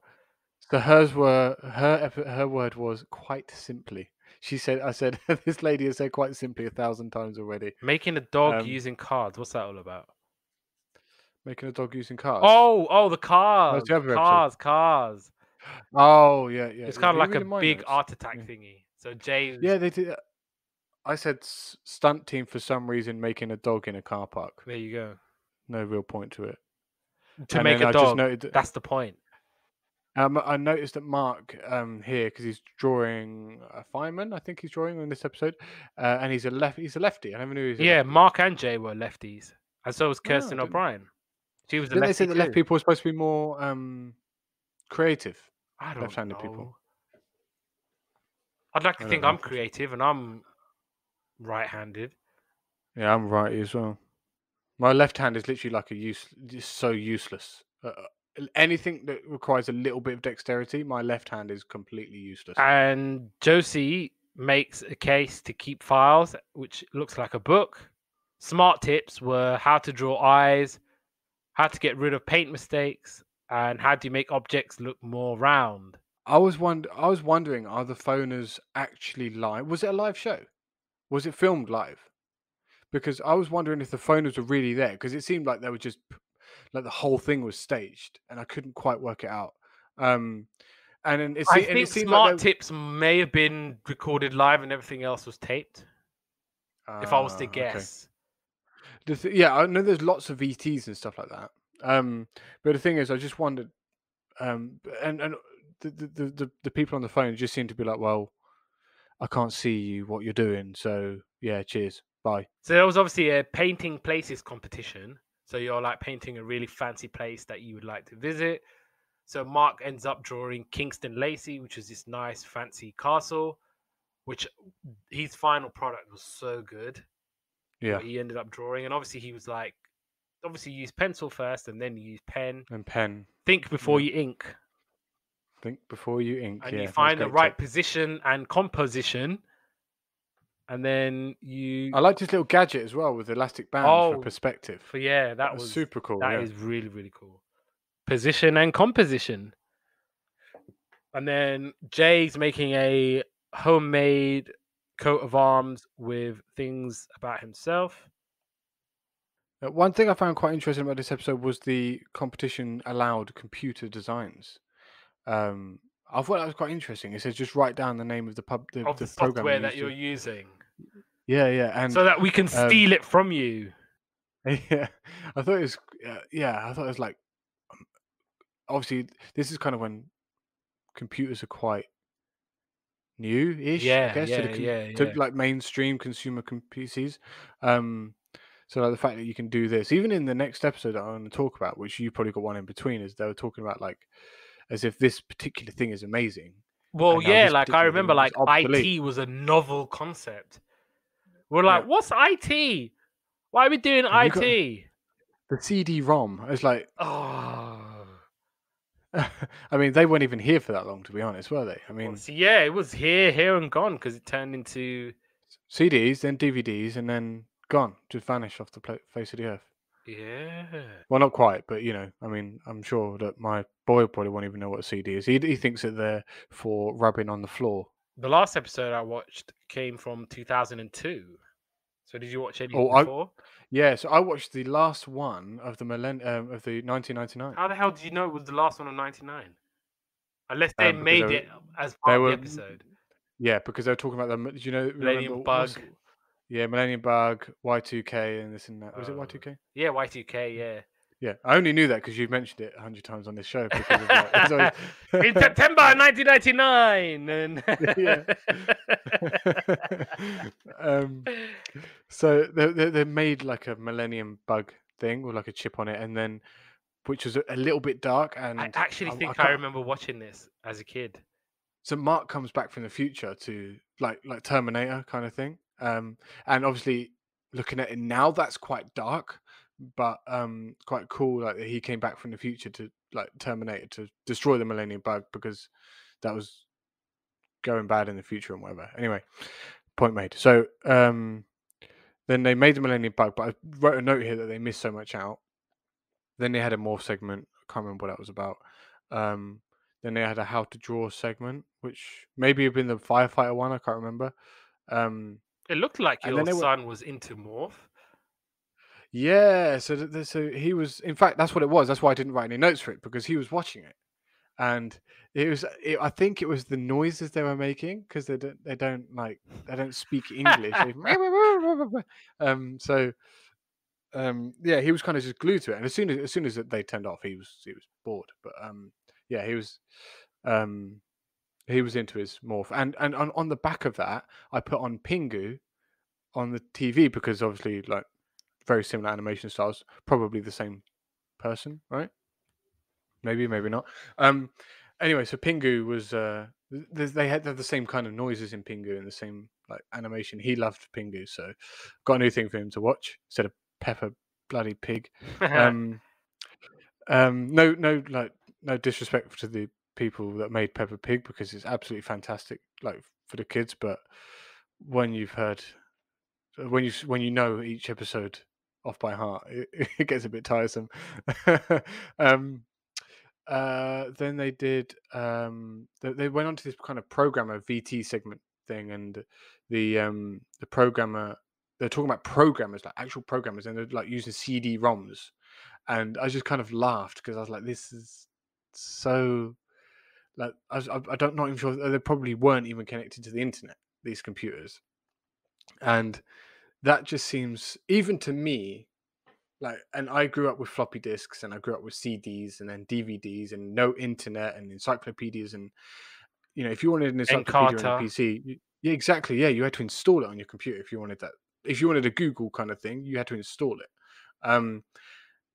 And even hearing like this now, CD-ROMs, it just made me laugh. I was like, and they're basically plugging this smart game that I'm sure they must have released, but I didn't research it. It was like a smart CD. It was basically like Microsoft Paint, but in a smart program with all the little bits and pieces and stuff like that. Then they did a kind of really quite a cool build your own tortoise segment, like with a rubber glove and a paper plate. and then then they did this bit where pipe cleaner, they put googly eyes on a balloon that they pumped up just a little bit, and they put pipe cleaners all around it. So it's like the Millennium Octopus, and he goes, "I'm the Millennium Octopus," blah, blah, blah, blah, and then some guy comes and pops it. And that was kind of the end of the episode. And it's like we're done for the millennium. See you next millennium, year 2000, whatever. Was that the last episode you watched? Yeah. Yeah, so I watched the episode from 2002, and do you know how the theme song has the dun, dun, dun, dun, dun, dun, and it's got the scissors, Yeah. whatever. It's now got like Mark running from the scissors. It's got a bit Oh, where right. Jay's doing something, and there's got a bit where Kirsty's in the opening credits. I thought that was a really nice touch. Yeah. And you can see that now they're kind of geared towards computers and things for computers. So what they're doing is a cuddly creature cover for your computer monitor. And they're talking about Norman Rockwell, and like it's a segment called Works of Art. So Norman Rockwell, he's one of them like inquisitive painters. So what he would kind of do is he would paint a picture of a family going on a picnic, so capturing their very emotion at that moment, how they're feeling, so excited, happiness, and then he would paint when they're going home, so maybe sad, trepidation, and whatnot. Now there's a thing called smart tips on the road. So they're just basically in a car and they're just doing like a quick smart tip. So this one was how to draw a circle, how to draw a snake on a branch, and how to draw an avalanche. And Jay, he visits the Palm House Gardens. And so he's kind of talking about different gardens, how they look. And so he's basically got a bit of paper, got a small paper for like paint, and he's like scraping it along. And he actually ends up making a really nice picture of the palm house using just a bit of paper and just scraping it along. And Kirsten is making really nice placemats with like foods on it. And the kids do a big old Art Attack style drawing. So they make an elephant using the toy box, and they were playing the song about Nelly the elephant. Packed a trunk and said goodbye to the circus. Off she goes with a trumpety trump, trump, trump, trump. And then going to Hindustan. So I'm thinking, how old is this song? Hindustan. Yeah. Was that even a real place? I think it was a mix of India and Pakistan. Hindustan. That sounds like a mistake a white person made. No, in a look. far right march. Yeah. To Bombay, a traveling circus king. They brought an intelligent elephant, and Nelly was her name. One dark night, she slipped her iron chain, and off she ran to Hindustan and was never seen again. Nelly the elephant packed her trunk and said goodbye to the circus. Off she went with the trumpety chump, trump, trump, trump. Nelly the elephant packed her trunk and trundled back to the jungle. Off she went with the trumpety trump, trump, trump, trump. The head of the herd was calling far, far away. They met one night in the silver light on the road to Manalay. Nelly the elephant packed her trunk and said goodbye to the circus. Off she went with a trumpety trump, trump, trump, trump. There you go. So we've established that Nelly the elephant is an Indian elephant. No, but she ran to Hindustan. She didn't run from Hindustan. Oh, so she might have been an African elephant. Why you got Probably. me all into Nelly the elephant now? I just been silly. Sorry. That's all right. It was one of those songs with very, very old ass lyrics. It's one of those ones you don't really know, like the second verses and stuff like that. Do you know, like there's Yeah. And there's a bit at the end where you just have music, and like Mark is just creating something with a board, as though he creates an incredible ominous night sky with buildings, and like the sky is like purple and a bit of brown, and you know the most incredible rainstorm is about to hit. That literally happened when I was in Washington DC. Like that whole week in America, the weather was incredible. But on that Saturday, whoa, like the sky, like the color. I can't even explain the color. Like you just know there was a massive rainstorm, which I got a little bit caught up in.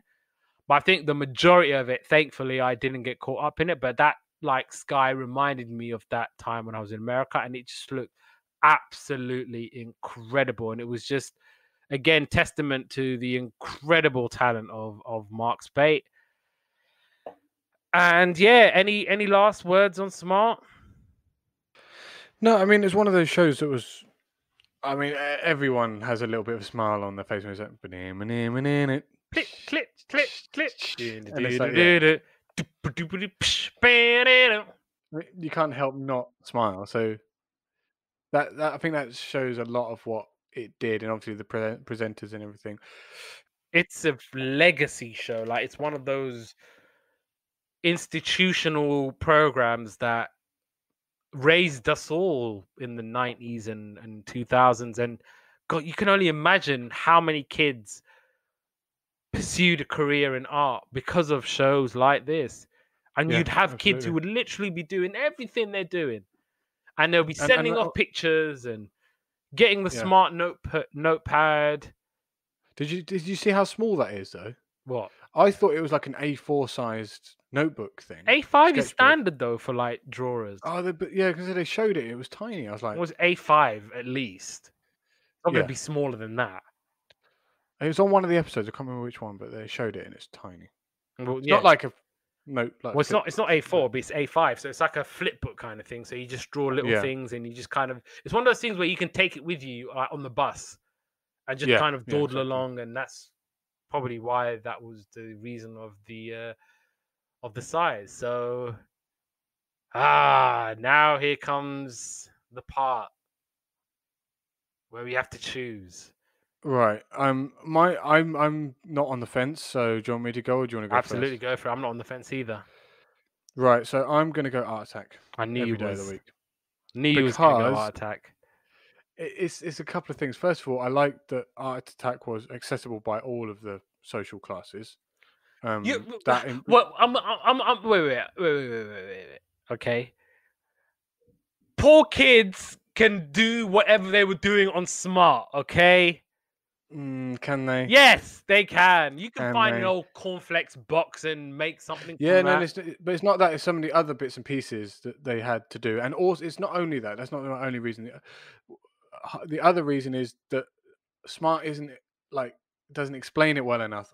Well enough either, because it says like it always uses that here's one I made earlier thing, and even if it's like they got a cereal box and then all of a sudden it's a brand new thing and then it's like, oh yeah, this one I made earlier, and then it's like here's one I made earlier, and they bring out a new rocket ship and it's like, no, I don't think it it went needed. down like that. No, but it didn't. I'm exaggerating, obviously, but I mean, they did miss out a few steps. And aside from the fish that I still might make, there wasn't anything really that kind of took my fancy. And a lot of things like the mechanical stuff was quite complicated. Yeah, but anyway, more than that, like aside everything else like that, the feeling I got when I listened to the Art Attack theme tune was way better than the one I got with the Smart, because it's just a feeling of Art Attack coming on when I was a kid was like, that's amazing. And Smart was great. I'm not taking anything away from the show. Great show. Everything was spot on, but Art Attack edged it for me because of how I felt when I was a kid.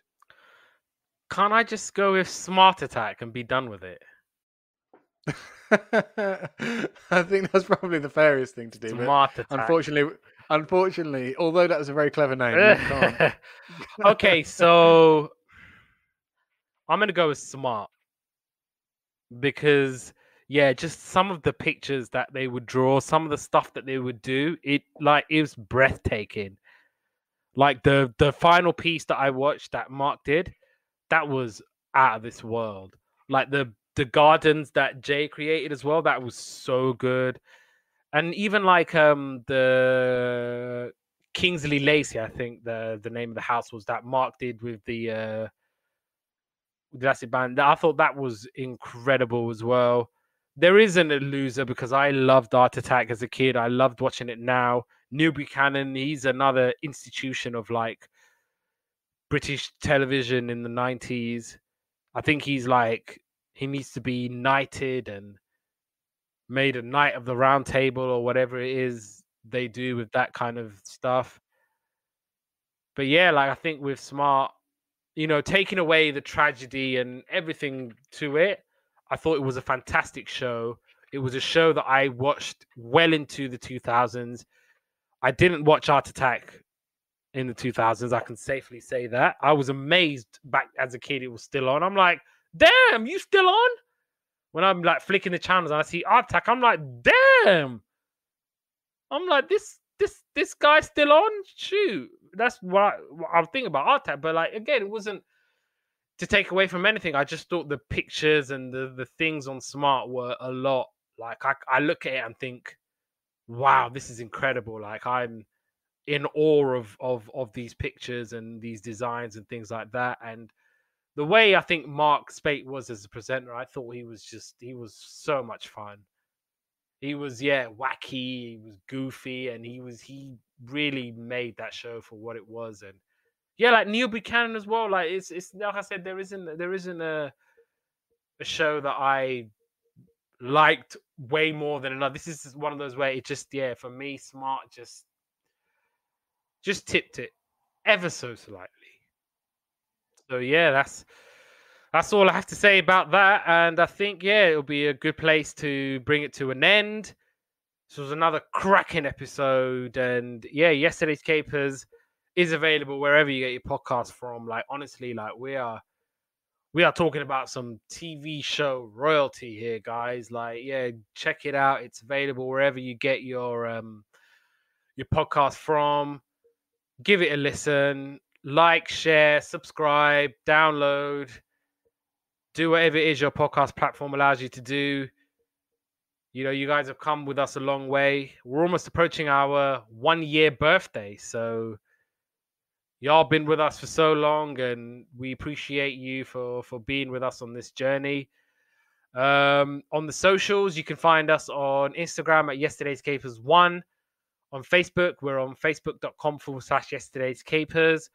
We're on Twitter at Yesterday Capers. And you can find me on Instagram at Abdullah_Moallim. On Twitter, it's Abdullah Moallim, all one word. Give me a follow. Give me a holler. Let me know what I'm doing right. Let me know what I'm doing wrong. I'm all ears. And join us next time for another episode of Yesterday's Capers.